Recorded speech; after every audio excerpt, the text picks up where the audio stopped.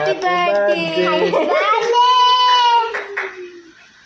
দিনটি ছিল 29শে জুন, আর দেখেই বুঝতে পারছো হয়তো যে আজ আমার জন্মদিন। তা আগের দিন রাত্রি 12টার সময় তোমাদের দাদাভাই আমাকে সারপ্রাইজ দেবে বলে ঠিক করেছিল, আর এই ভিডিওটা তোমাদের দাদাভাই করেছিল।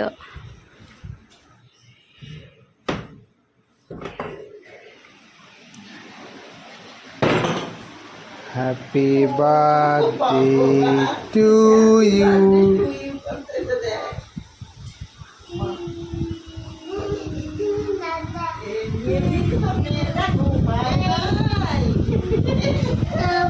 আমি ভাবতেও পারিনি যে তোমাদের দাদাভাই মাঝরাতে আমাকে এভাবে উইশ করবে।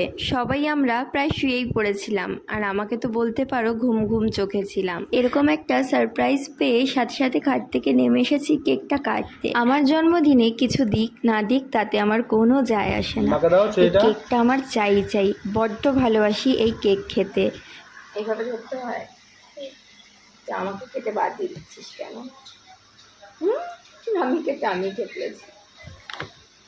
কাটো কাটো, ওই যে Happy birthday to you.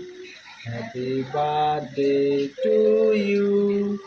Happy birthday dear Anindita.